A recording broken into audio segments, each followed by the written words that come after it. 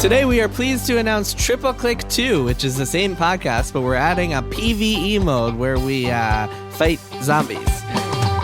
Welcome to Triple Click, where we bring the games to you. Today we are talking about Overwatch. What is the deal with Blizzard's shooter, and how come people are up in arms about Overwatch 2?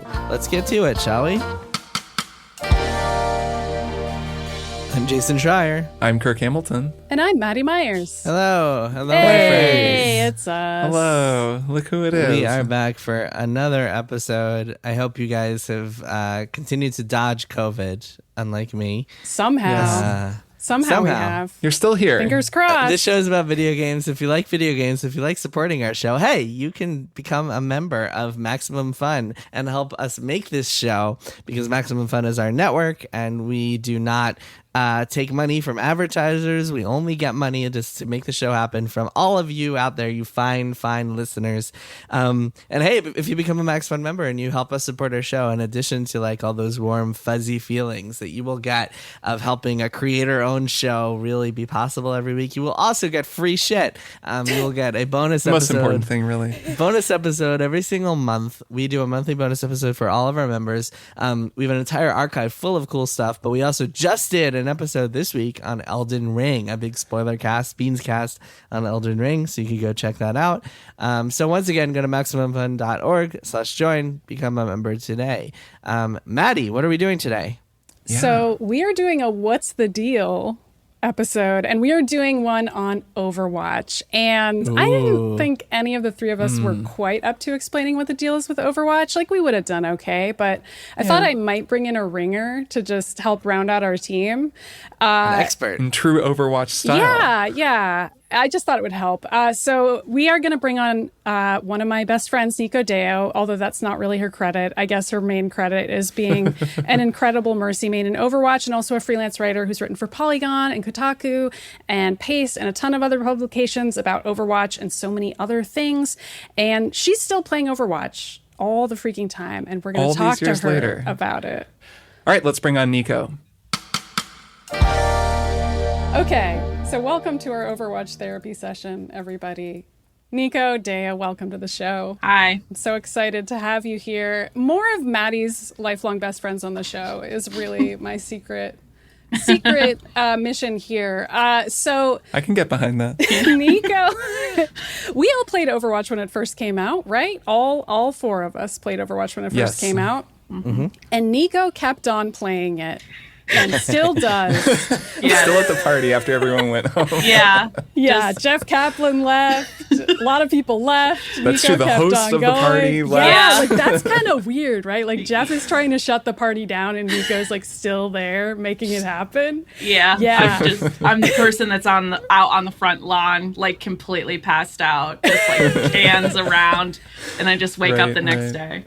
Yeah, and we're here to ask you what you imbibed the previous night that led to this current status of being passed out. Right, all this fabulous team shooting that you've been inviting. Yes, exactly. Mm-hmm. And the other hook, I guess, is the fact that Overwatch 2 is in beta now, and it's also the competitive version of Overwatch, which is pretty baffling to me as somebody who used to cover Overwatch esports back in the day. And the timeline to that moment is something that normally Nico just spams in my DMs all day, but I thought maybe other people would like to hear it too.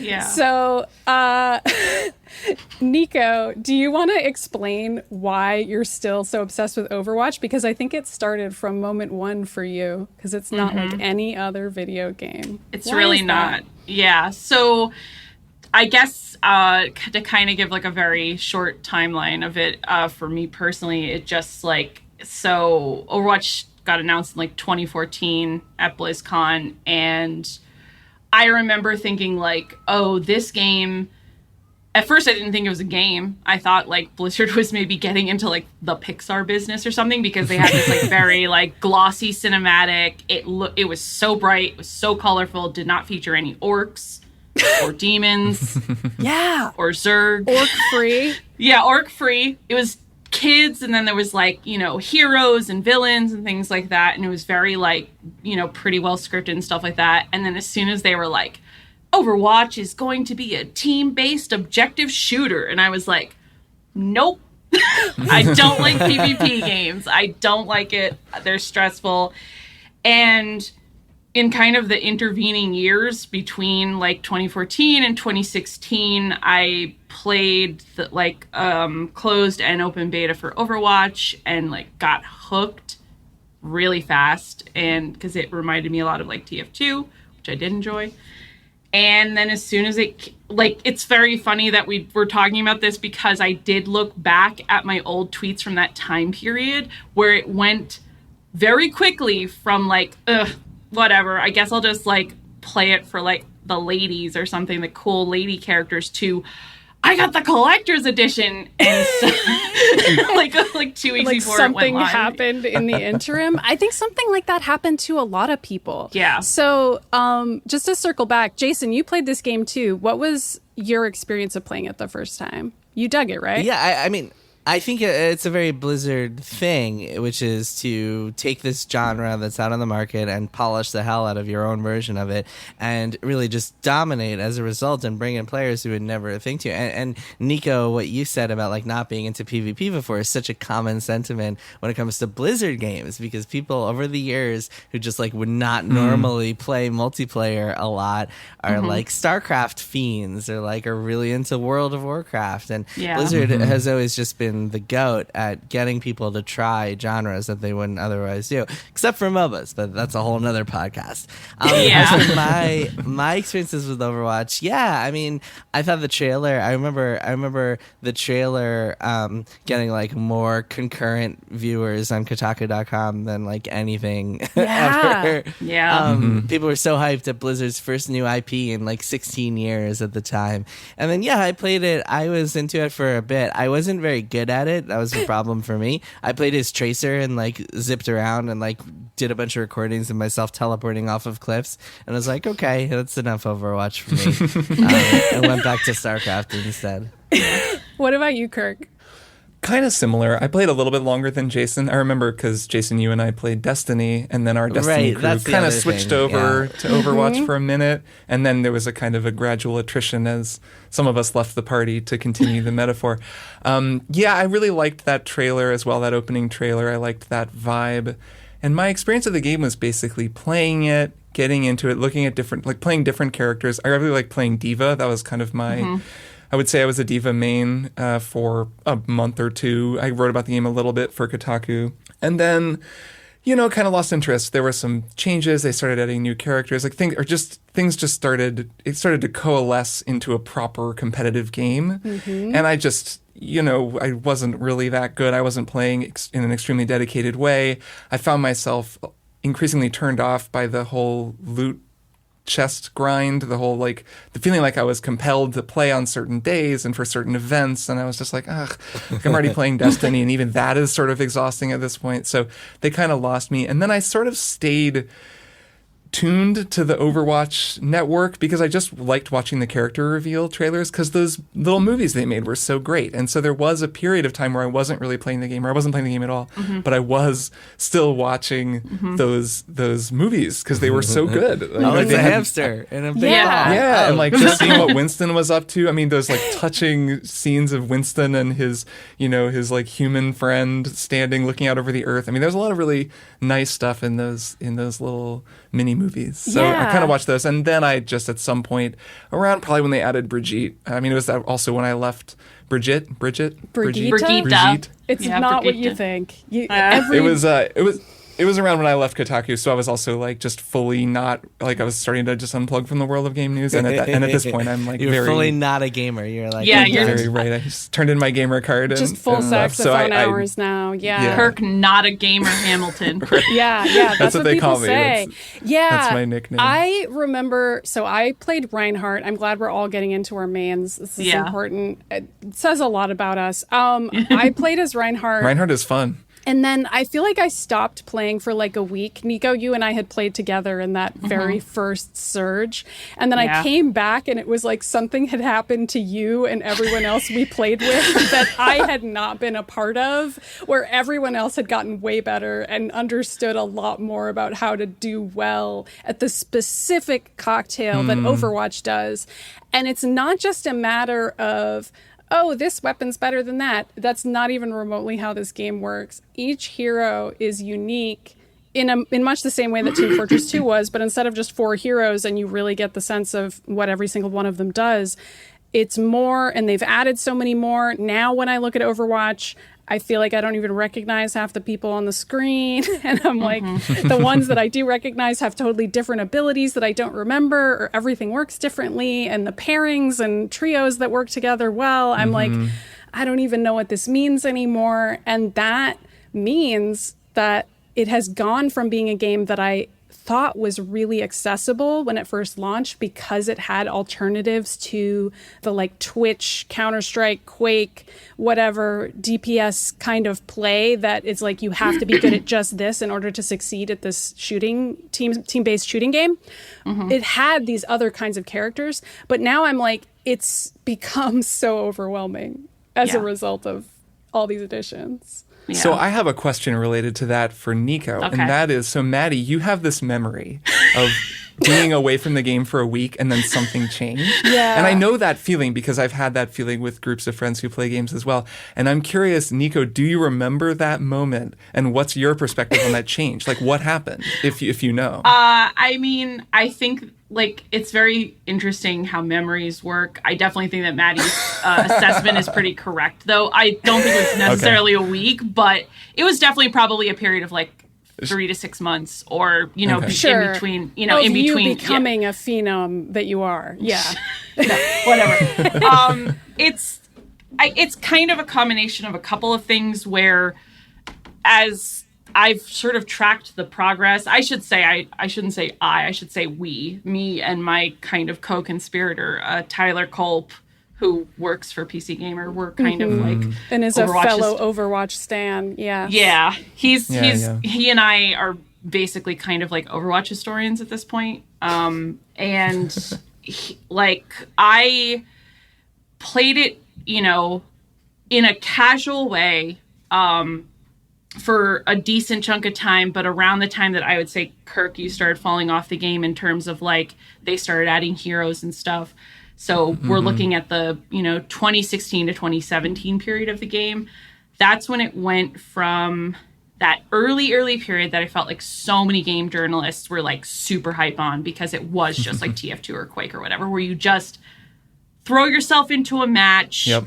It's not competitive. It's just fun. It's zany. You just like pick up whatever and you don't have to feel good about it. Like you get to just have this like pure fun experience. You can pick anything that you want and, just have a great laugh with your friends and stuff like that. And as they started like adding more heroes early 2017, I felt like the pot started boiling really slowly in terms of like hero design, and they started adding heroes very quickly after that, because that's kind of when, as far as I can tell, and this is somewhat speculative, that's when they started actually gearing up the game to be a competitive multiplayer esport. And we didn't know it at the time.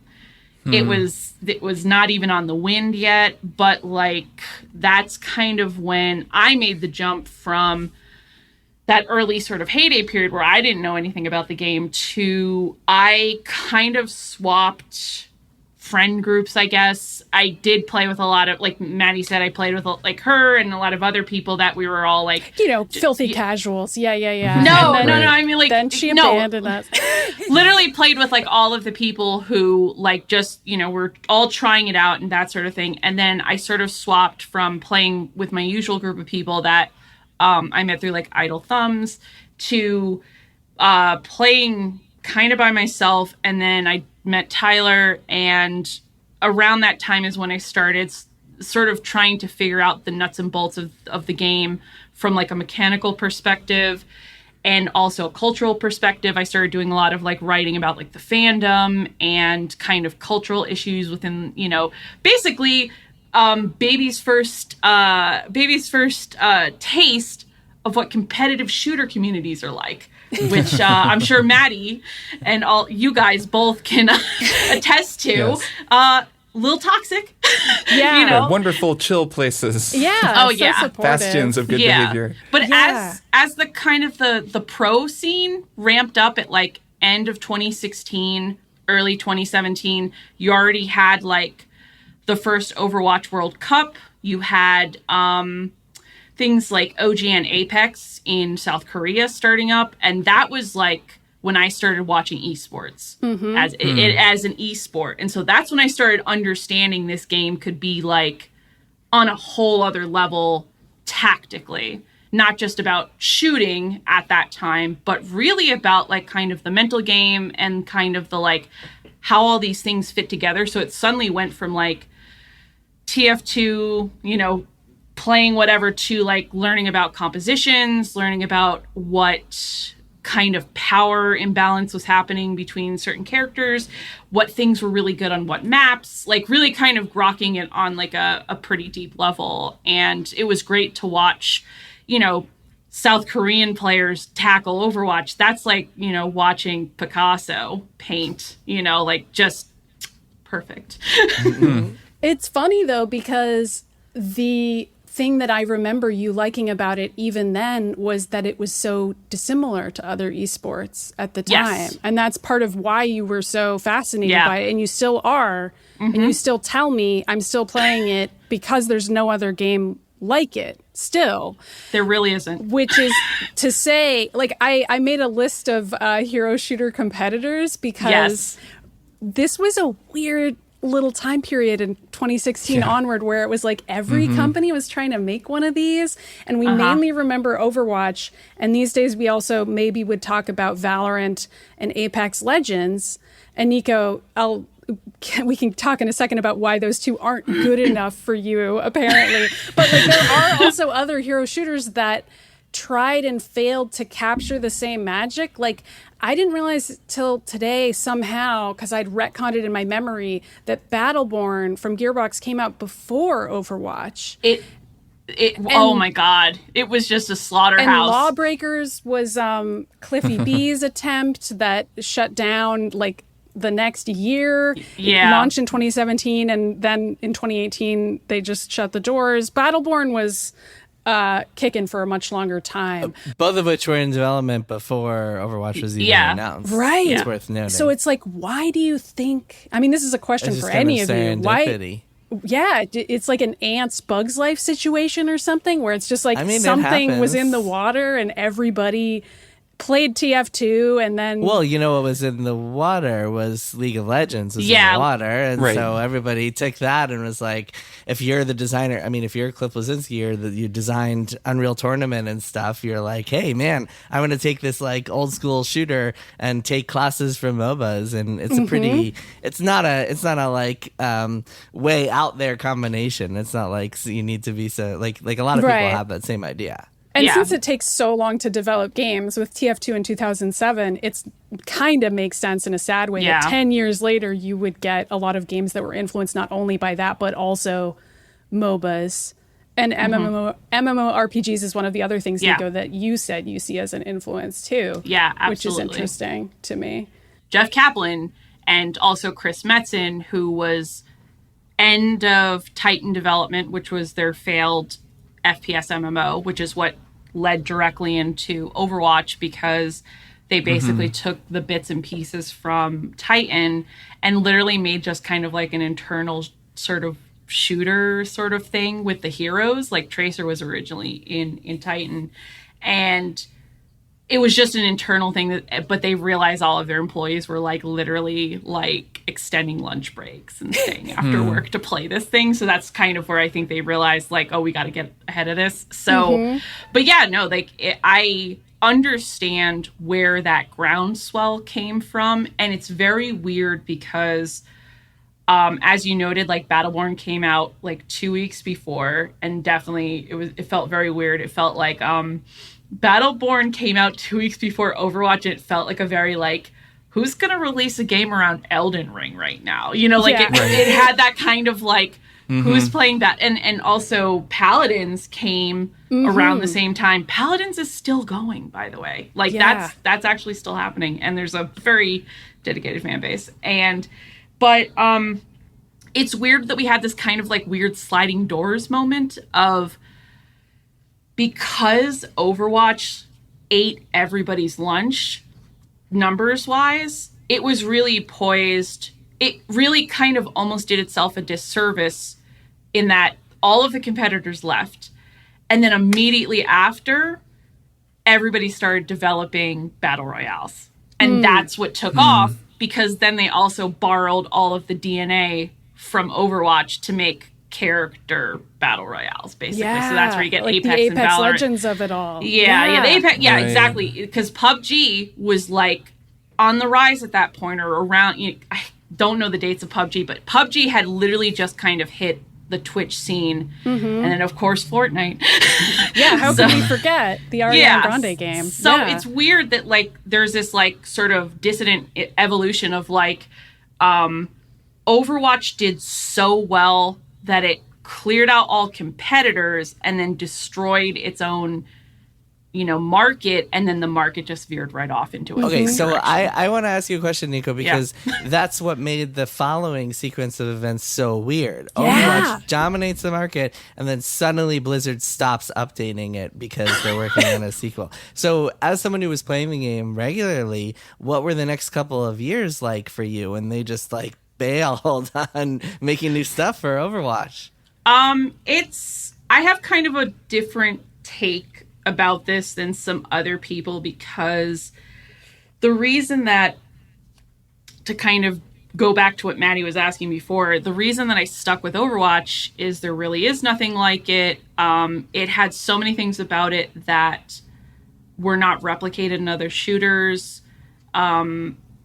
Characters like 2016 Overwatch was so different and so innovative, and I know a lot of people thought it was like really like biting off of TF2 and Quake and this, that, and the other thing, but how bold of it is it to be a shooter that literally has tons of characters that are not using guns at all? Like not even sci-fi wacky guns, literally like, Mercy's a really great example because she's a healer and she has like a staff. She looks like she is straight out of World of Warcraft, and that's why I kind of made a beeline to her, because again, wasn't a shooter person. And I sort of feel like I represent a lot of people who picked up Overwatch, especially like, women gamers who had never wanted to play a shooter, or they did play competitive MOBAs or things like that, or did PvP in like World of Warcraft, which is what I used to do, and saw a character that didn't have to be like good at aiming, like Maddy was talking about. And so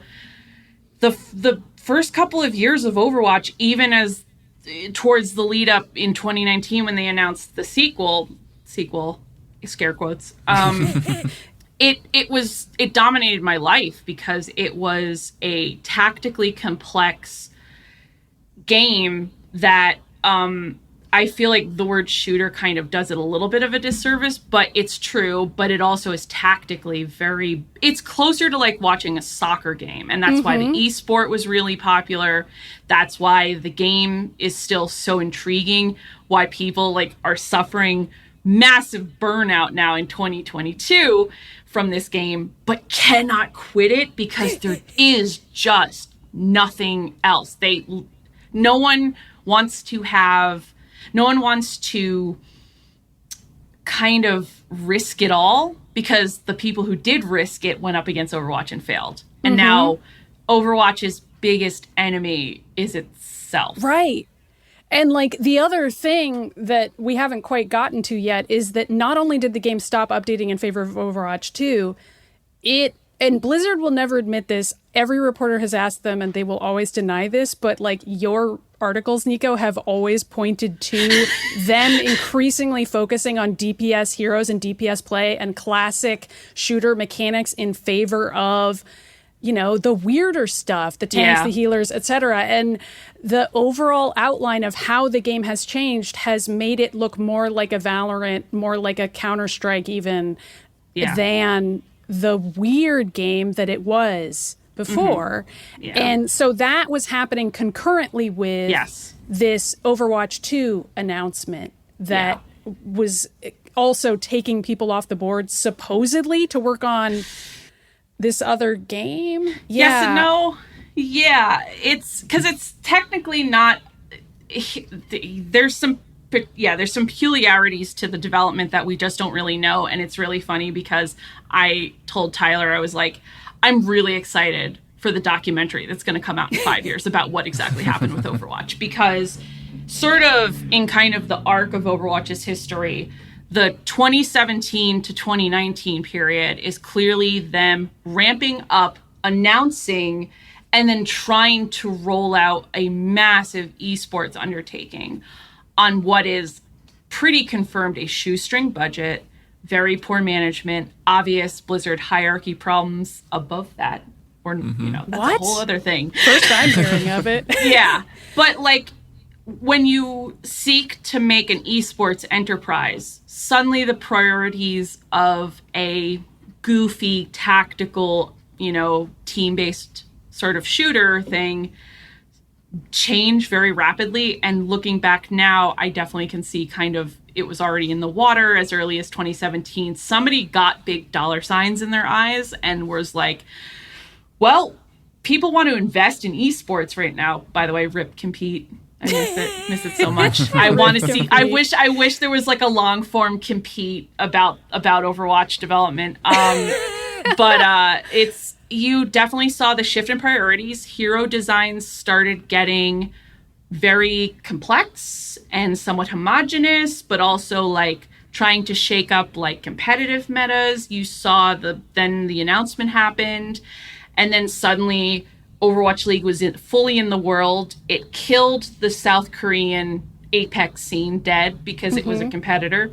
And you started noticing how the language around the game really shifted. The sort of like ideology behind the game really shifted. It was very much focused on professional players and what they were doing and what meta compositions they were playing and how they looked at the game. And a lot of the like observation was very like DPS focused, hit scan, because if you want to sell an esport on ESPN in the afternoon, you want to make it look like Call of Duty. And that had like a really observable effect on kind of the community they had attracted and how invested they were in making it a really successful esports league. And the balance of the game reflected that. And since 2017 onward, I was always scared that it was going to go this way. And I had a lot of like optimism in some ways, but I had a lot of faith in like Jeff Kaplan being kind of the top creative mind behind this. So when 2019 rolled around and they announced Overwatch 2, and it seemed like they were really pumping up like this PvE mode, which I would assume is actually what that development is or was, in terms of it being a whole new game. The PvP is not a whole new game. It's a series of balance changes. It's, whatever. But like, I got the sense that like we were moving into the kind of this new era, but they had to pull tons of people off the team, as far as I can tell, and they really didn't give out updates. But as we kind of know now, there probably was a lot of management shakeups. There was probably a lot of like, feet being put on necks developmentally, not just from internally on the Overwatch team, but from way higher up. Like Bobby Kotick was rumored to have like definitely messed with, the team quite a few times in terms of like wanting like certain features kind of on a dime, and that completely throwing off development. And then like this pandemic happened, and like all these teams had to start working. Suddenly got really investing weird. In esports, pandemic, like that killed Overwatch League as a saleable product, because right before the pandemic happened, they were announcing like oh yeah, every team's going to start to have like a local homestead, like a local arena. They were going to build arenas for every There Overwatch are still League arenas team. that are like now freshly done being developed that are not going to maybe have an Overwatch League team with them anymore. You know, it's COVID really kind of, I think, threw a huge wrench in the works of like, you know, not just Overwatch, but that happening concurrently with Overwatch 2 development being so mysterious, calling it a sequel, people not understanding what that meant, the Overwatch League kind of hitting the skids on ice, like, you know, not sure where that was going.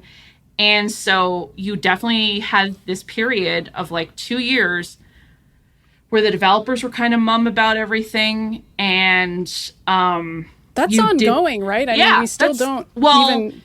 They've changed that. This year they started actually kind of outlining stuff because then the beta rolled out. Mm-hmm. And this is where we're kind of at, which is like, we've played through a beta period now, an open beta, or closed beta technically. Prior to that, there was a closed alpha as well that was press and content creators, I believe. And they started rolling out more frequent updates, which is really good. But yeah, like the Overwatch community was like starving and panicky and like frothing at the mouth for anything. And they did a lot of sort of tie-ins with like content creators, like streamers and YouTubers and stuff like that to kind of, I guess, keep juicing the community to like stay with this game and not go to Valorant or whatever. And yeah, no, it's a whole thing. But the thing that always kind of bugged me is that, so me and Tyler wrote like a really long piece last year. Yeah, we can link to it. Yeah.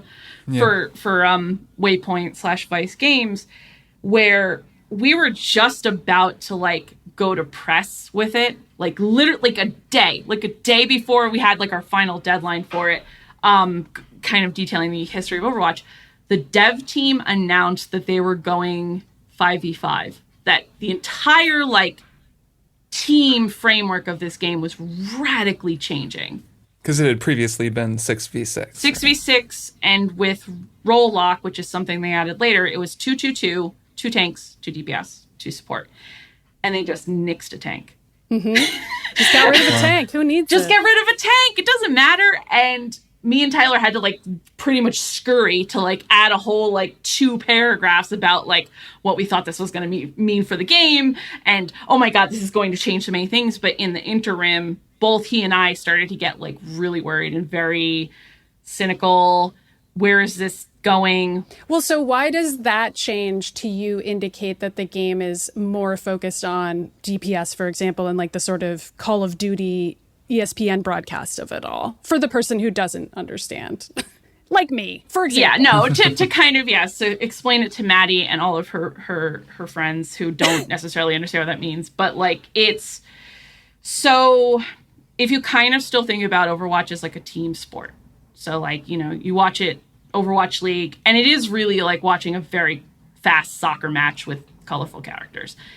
Some of the things that made me realize very quickly that this was going to be very competitively oriented was that very early on, Overwatch League players were kind of yelling about wanting to be able to test this stuff really early. And that's the thing, is they announced the like 5v5 thing without telling the professional players about this. Like this was not something they were let in on. It seemed very sudden, or like something happened in the like development time through COVID. But this is like if the NBA was like, there's going to be 4 players on every basketball team. Yes, yeah. And they just told everybody all at once that change was just happening. Yeah, imagine if the head of the NBA was like, guys.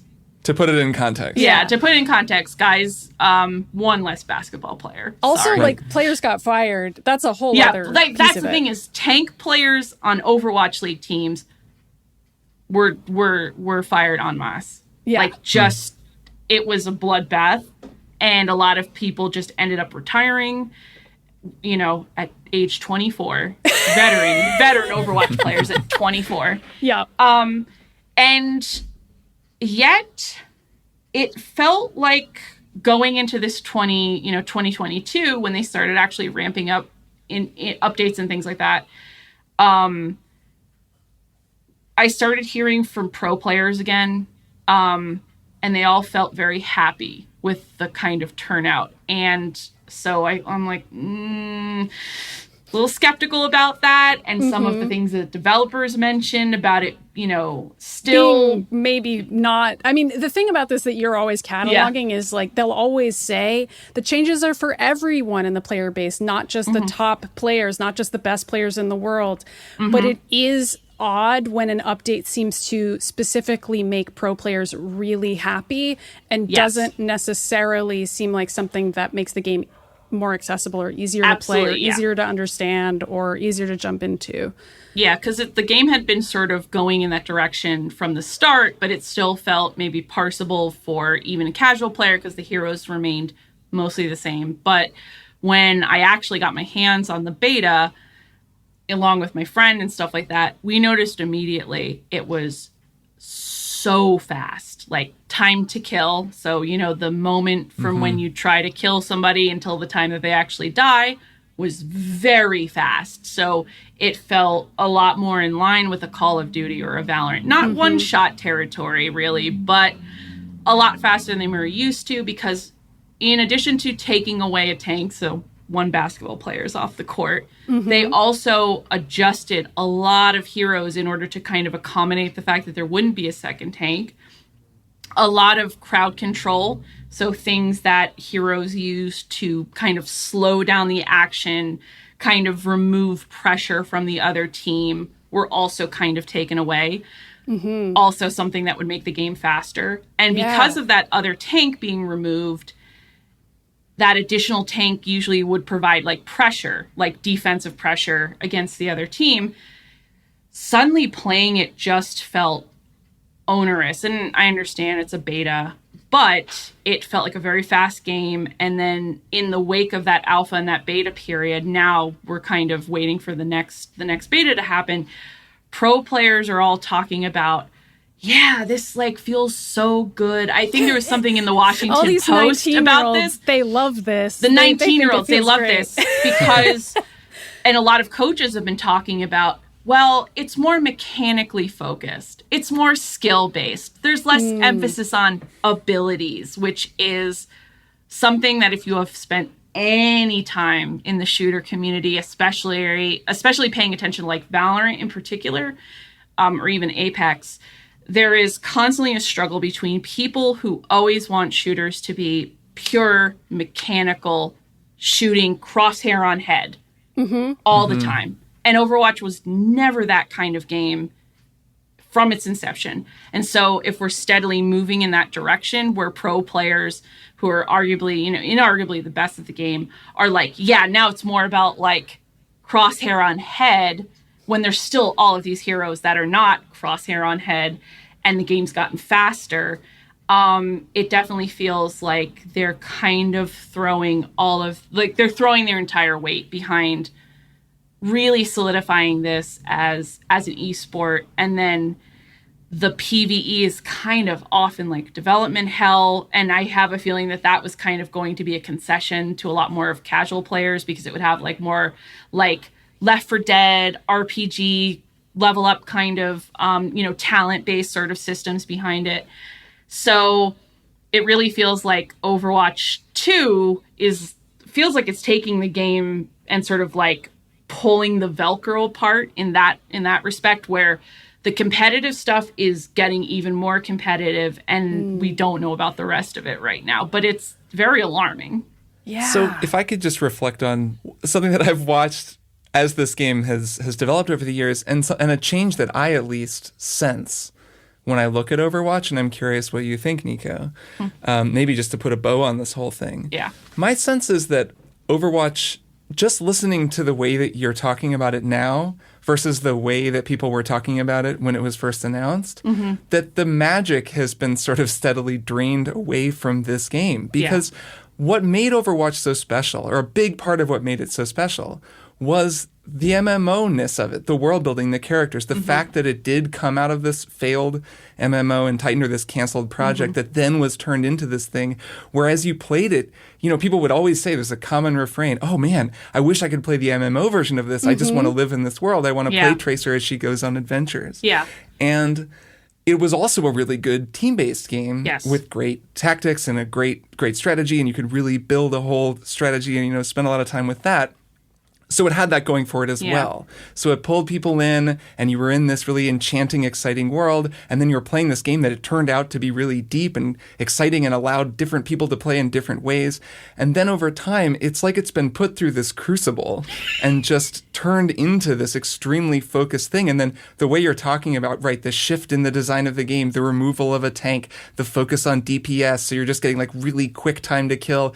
Soon it's just becoming a shooter. And also, all anyone's really talking about is these really high-level tactical gameplay adjustments, because it's now a professional sport that so many people are playing, and that's what pro athletes tend to care about. They don't really care about like that we learned about Tracer's girlfriend or whatever. Oh, exactly. And it at least seems to me, and I know you kind of were just changing, like you were shifting topics as you were talking, so I'm sure some of that stuff is still going on, but my sense is that stuff has really receded into the background, and this has kind of just become a less remarkable game as a result, and Blizzard doesn't seem to realize that. I think that really kind of hits the nail on the head. Making it less remarkable is absolutely kind of the name of the game, and I think that for a lot of people, the shift to Overwatch 2 is like a return to a form that Overwatch has never been in previously, but it's familiar to them. So those kind of people are being courted. But more importantly, that's a little bit of like a veil, I think, because largely I think a lot of these are interests behind the money, which is the esports league, and making that come to fruition in so much of the fact that like Overwatch League is currently playing on a beta patch. I don't think that has ever happened in the history of esports. As far as I know, I'm very limited, so, you know, all three of you can probably correct me if I'm wrong. I have never seen a professional player play on an unfinished patch of a game. Like, we're talking UI assets are not finished, hero reworks are not finished, nothing is finished. And these are competitive players who only get to like scrim on it because it's way different than live, so they don't have any like one-to-one comparison. They only get scrim time on it, and they have to just, now they've been playing consecutive weekends for like, you know, the last like 3 weeks, basically since the beta ended. So it looks very calculated that they ended the beta period, took all that feedback, and then shoehorned everybody straight into Overwatch 2 that you can only watch via Overwatch League. And that's definitely like soured me quite a bit, but you know, the writing was on the wall for me. I have seen this coming since 2017. I'm, you know, like this has been very slow going, but it is, I guess, the kind of thing that definitely told me that something was really kind of fundamentally changed within like the body of Overwatch, where it was just less whimsical and less like goofy and cartoony. Was they changed a lot of the gun noises to sound more bassy and realistic. And they added a scoreboard to the game, like a KDA. Interesting. You know, no impact score, all of Valorant. Thank God. But they have like a kill-death ratio scoreboard. Yes. That's right, because that was a thing. When the game first came out, you just got play of the game, but there wasn't a big scoreboard so you could see how terribly you did. Or how well you did if you weren't me. Yeah, and now it's in the game. Like it was in the beta. And that said so many things to me about where this team's kind of ideologies has headed, and it makes sense to me because a lot of the remaining developers or new developers that were brought on are people who have done, you know, production for Fortnite. They are old CSGO and Call of Duty pros and stuff like that. There is definitely more of that DNA in the water versus like Jeff Kaplan's sort of grand vision for, you know, imagine the world as you dream it to be versus like, you know, shooting your bros or whatever. You know, like that was the vision from early on. And I suspect with him, you know, finally leaving the team shortly after the announce of Overwatch 2, it definitely felt like that fundamental promise of this sort of innovative, very accessible, very like non-shooter friendly game that also promised a lot of story, I might add. Just that game is, I won't say it's dead because that's really like too overbearing, too reductive. Nothing's ever dead in video games. Yeah, like I don't like saying But it's stuff. changed a lot. It's changed into something that is not as much of a Nico game. And it's part of why at this point, rather than being the friend who's like, I hope Overwatch 2 does a great job and impresses my friend Nico, I more just hear all of this and I'm like, I hope other developers make games that are risky and unusual and do something really different that are still competitive. Yeah. But not in the way that we've seen in CSGO and Call of Duty and so many other shooters. I mean, even Valorant, I can't play that game. I'm not 19 years old anymore. Yeah. But yeah, that's what I hope for you. Oh, thanks. I kind of hope for that too. And unfortunately, no matter what changes Overwatch goes through, it's still Overwatch and there's still really nothing like it, which is hurting me. It's paining me on the inside because it means that I'm playing a game that I knew in a much better form, and it hurts me every single day. Like every single day. Are we like, really leaving it here? Well, Well, and on thanks that for coming on, Nico. No. Hopefully someone will make the better version right in the future. Hopefully someone will make a better game. We can dare to dream. No, I have optimism that somebody who was kind of coming into development when Overwatch really just got put onto the market took some inspiration from that. We're going to probably see something happen with Overwatch kind of fundamentally, or somebody, you know, so many people have left Blizzard. They've all founded their own studios. Somebody's going to come up with the next like Overwatch or the next like more fun competitive game that, you know, isn't a Valorant or an Apex or whatever. It isn't Battle Royale. And I have a feeling that we're going to get that kind of revival because still so many people love TF2 and they love League of Legends. They love MMOs. Those things are still very potent.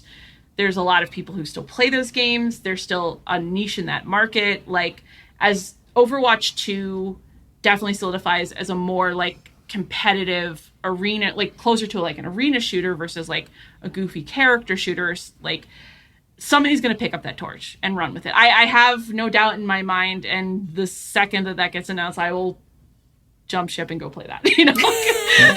Or, you know, most cynical take, Overwatch's esports is going to bottom out at some point, and it'll have a redemption arc.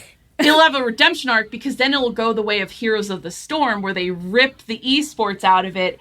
And now it just has a dedicated community of people that just love playing it for what it is and don't have to worry about the professional aspect of it. So, well, I don't have much hope of that, but I hope for something else for you, Nico. Anyway, it was great to have you on. Well, thank you. Thanks so much for explaining what the deal is with Overwatch to us. And we are going to take a break and we'll be back for one more thing. Hi, I'm Jesse Thorne, America's radio sweetheart. And I'm Jordan Morris, boy detective. Our comedy podcast, Jordan Jesse Go, just celebrated its 15th anniversary. It was a couple months ago, but we forgot. Yeah, completely. Our silly show is 15 years old. That makes it old enough to get its learner's permit. And almost old enough to get the talk. Wow, I hope you got the talk before then. A lot of things have changed in 15 years. Our show's not one of them. We're never changing, and you can't make us. Jordan Jesse Go, the same forever at MaximumFun.org or wherever you get your podcasts. I'm going first. It's me, Jackie Cation. Man, she's always this bossy. Hi. I'm Lori Kilmartin. We're a bunch of stand-up comics, and we've been doing comedy like 60 years total between both of us, but we look amazing. And, working out. We drop every Monday on Max Fun, and it's called The Jackie and Laurie Show, and you could listen to it and learn about comedy and learn about anger management and all the things. And Jackie is married but childless, and I'm unmarried but childful. So together we make one complete woman. Is that just what that one's gonna end? Yeah.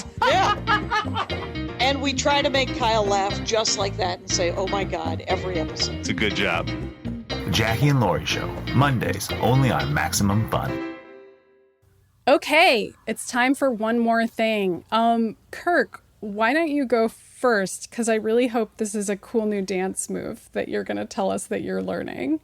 It's not just a cool new dance move. It's actually a very old style of dance, and that is what I'm going to be talking about. Yeah! My one more thing is tango.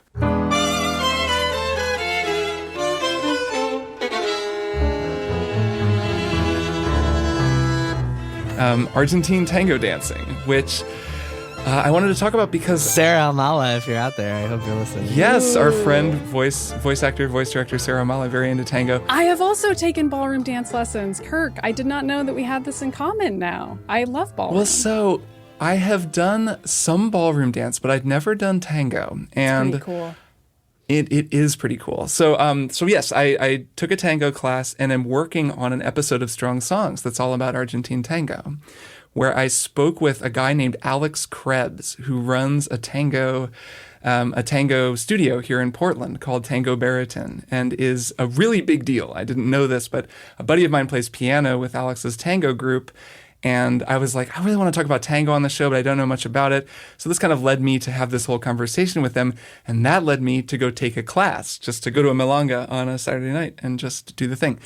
So I just kind of wanted to recommend tango to everybody. I obviously talk about it a lot on Strong Songs, so this is kind of a plug, I guess. But also, it's just such a fascinating style of dance. It's not like any kind of ballroom dancing I've ever done because there aren't set steps. There are moves that you do, but the whole dance is totally, it's improvised. You and your partner just feel it out along with the music. And the music itself is also extremely loose in the way that it's performed, depending on which tango orchestra the band is emulating or which tango orchestra is being played. So I've learned so much more about tango and how complex it is, all of the social dynamics at play, which are really interesting.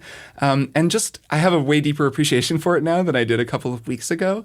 And that's been really cool because I always thought of tango as the way that it's depicted in popular culture, and in True Lies or Son of a Woman, the as Alex puts it, the rose in the teeth and the fishnet stockings and the whole thing, which is kind of not, that's an incomplete portrayal of what tango is. There are all these structures. There's this whole way that it works. You dance with different partners over the course of the night. So you do one set of dances with one partner. Then there's a whole choreographed thing. This is at a milonga anyways, at a social dance, where you kind of make eye contact with a new person in the room.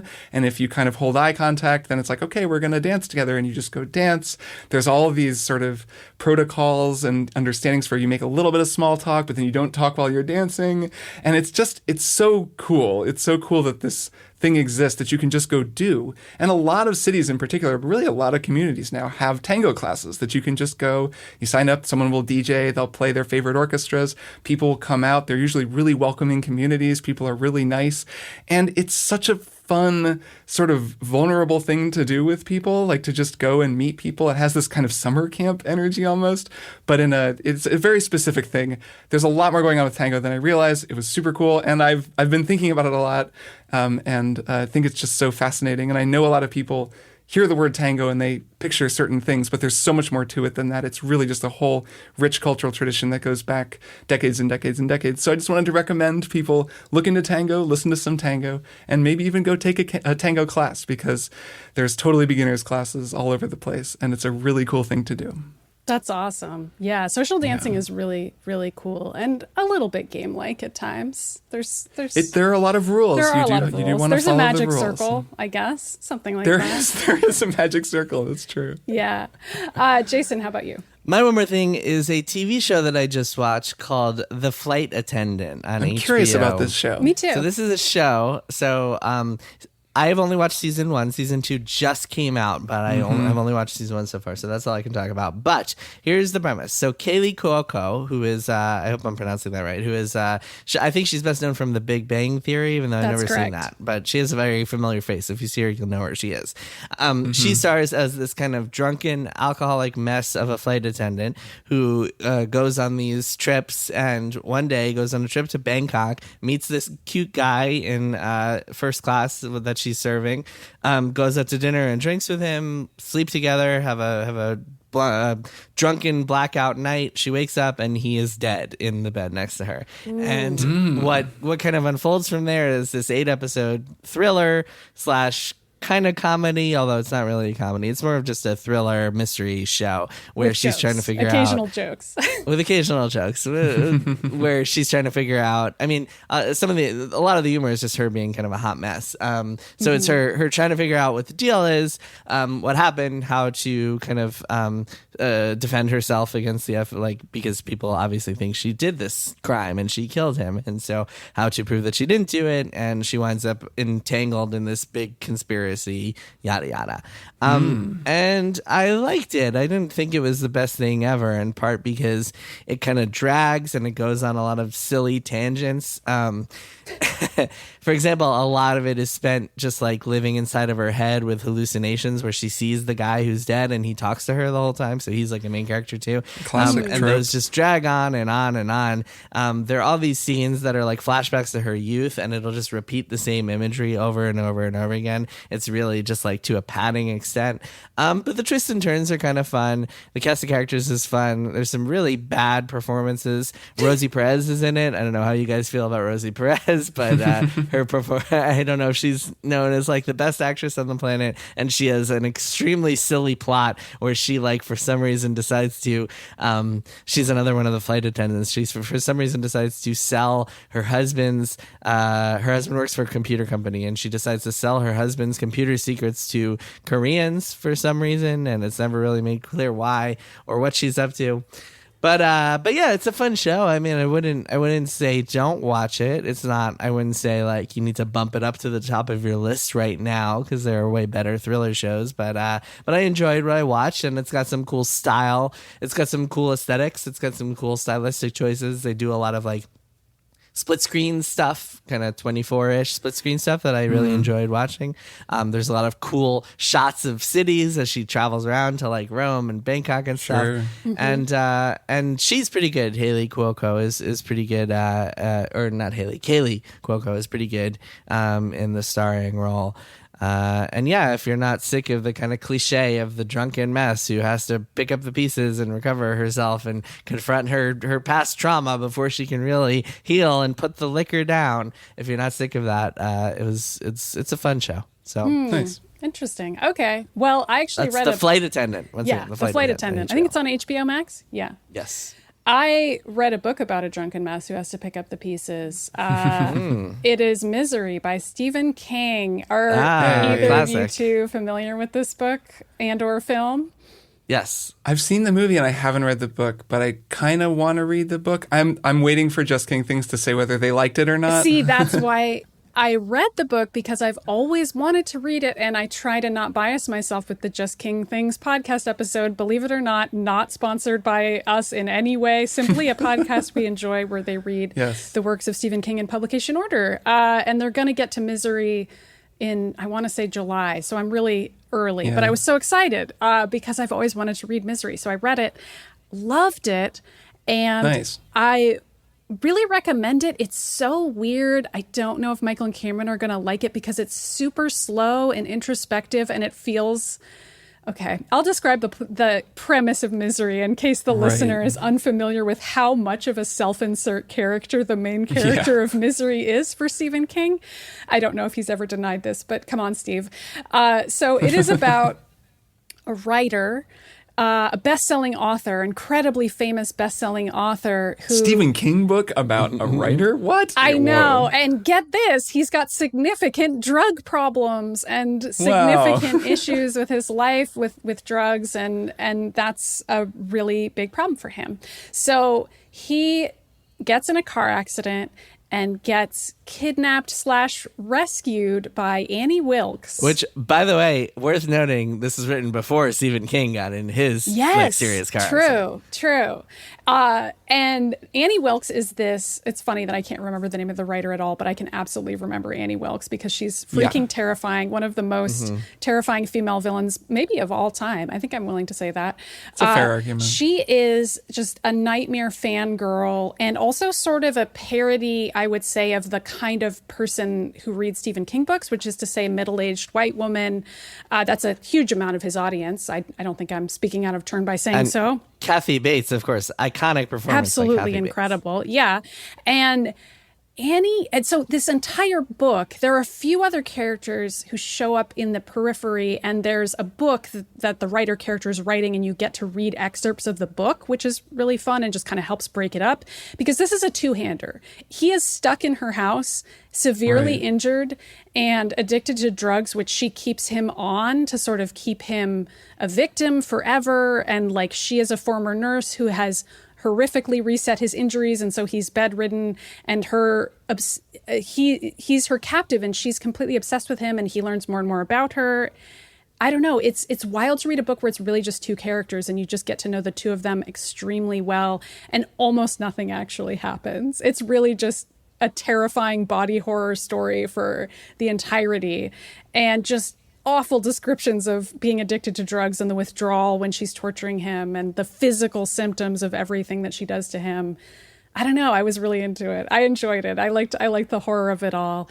I do want to say something about the ending of the book, which I'm not going to spoil what happens, but I will describe the structure of it. So if you don't want to know anything about it, you can just stop the podcast here and not hear anything and just go check out the book. But the ending is super weird and like IMO bad. It is well, not the first bad Stephen King ending. Yeah. So like the ending is like, if you're a writer who's trying to get really meta about the fact that you wrote a book, what if you do like a Clue thing where you're like, just kidding, that's not really what happened. That was just a sample chapter that I, the writer, wrote. And let me give you another sample chapter. He does that, like, I want to say 3 or 4 times. Like, I was getting so turned around, like, reading it at the end, where I was like, I literally don't know what's happening anymore. Like, you keep, like, zooming back out and being like, that didn't happen. But what if this did? And I was like, what the heck is going on? So, like, that was so bizarre to me. But I still recommend the book. I kind of found the ending funny.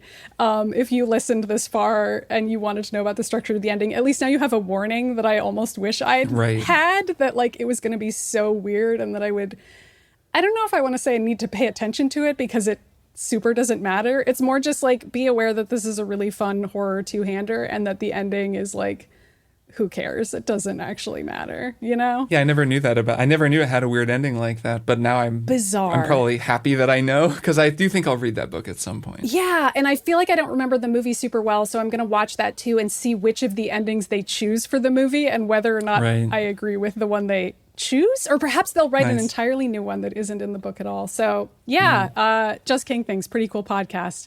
Just kidding. Misery by Stephen King. That is my one word thing. Great book. Nice. So this has been another podcast, folks. We did it again. It has been. We did. Here we are. We made it. We made it. All right. Well, I'll see you both next week then. Yep. See you next week. See you guys next week. Bye. Triple Click is produced by Jason Schreier, Maddy Myers, and me, Kirk Hamilton. I edit and mix the show and also wrote our theme music. Our show art is by Tom DJ. Some of the games and products we talked about on this episode may have been sent to us for free for review consideration. You can find a link to our ethics policy in the show notes.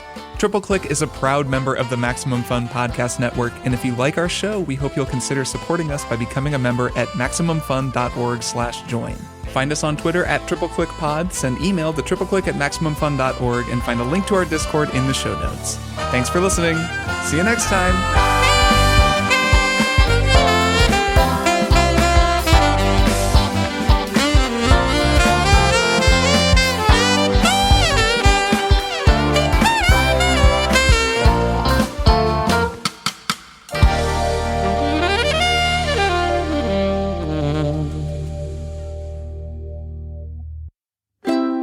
MaximumFun.org. Comedy and culture. Artist owned. Audience supported.